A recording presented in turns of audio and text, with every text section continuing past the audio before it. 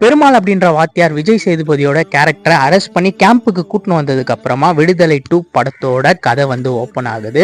கேம்புக்கு கூட்டின்னு வந்ததுக்கு அப்புறமா விஜய் சேதுபதி யாரு, அவர் எப்படி வாத்தியார் ஆனார் அப்படின்ற ஸ்டோரியை வந்து ஓப்பன் பண்றாங்க. விஜய் சேதுபதி ஒரு கிராமத்துல பசங்களுக்கு பாடம் எடுக்கிற ஒரு வாத்தியாரா இருக்காரு.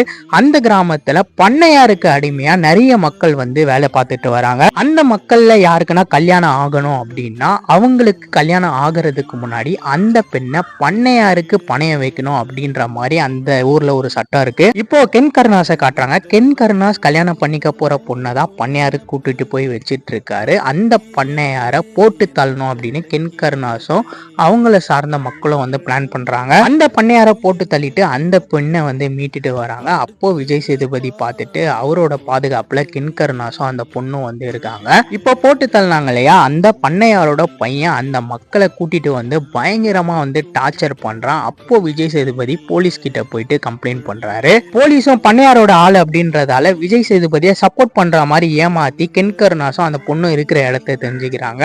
அங்க போய் அந்த பண்ணையாரு அந்த பொண்ணையும் கென் கருணாஸையும் போட்டு தள்ளிடுறான். இதுக்கப்புறமா சாதாரண வாத்தியாரா இருந்த விஜய் சேதுபதி எப்படி மக்கள் தலைவரான பெருமாளா மாறினார் அப்படின்றதுதான் விடுதலை பார்ட் 2 படத்தோட மொத்த கதையே. விஜய் சேதுபதி வாத்தியாராவே வாழ்ந்திருக்காரு அப்படின்னு தான் சொல்லணும். மக்களுக்கான போராட்டத்துல இறங்கும் போதும் சரி, அரசாங்கத்தை எதிர்த்து போராடும் போதும் சரி, வாத்தியாரை நம்ம கண்ணு முன்னாடி காட்டுறாரு.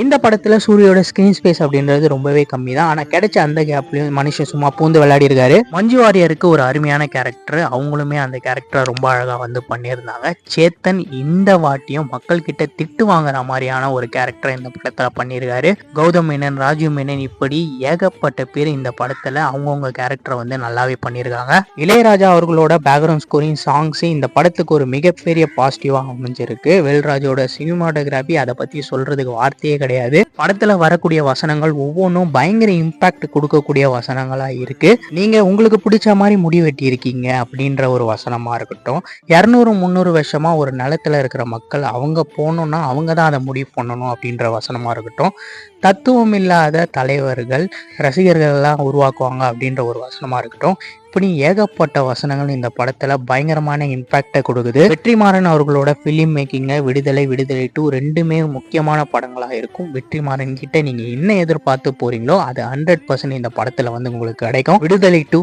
மறைக்கப்பட்ட வரலாறு. பெருமாள் அப்படின்ற வாத்தியார் விஜய் சேதுபதியோட கேரக்டரை அரெஸ்ட் பண்ணி கேம்புக்கு கூட்டின்னு வந்ததுக்கு அப்புறமா விடுதலை 2 படத்தோட கதை வந்து ஓப்பன் ஆகுது. கேம்புக்கு கூட்டின்னு வந்ததுக்கு அப்புறமா விஜய் சேதுபதி யாரு, அவர் எப்படி வாத்தியார் ஆனார் அப்படின்ற ஸ்டோரியை வந்து ஓப்பன் பண்றாங்க. விஜய் சேதுபதி ஒரு கிராமத்துல பசங்களுக்கு பாடம் எடுக்கிற ஒரு வாத்தியாரா இருக்காரு. அந்த கிராமத்துல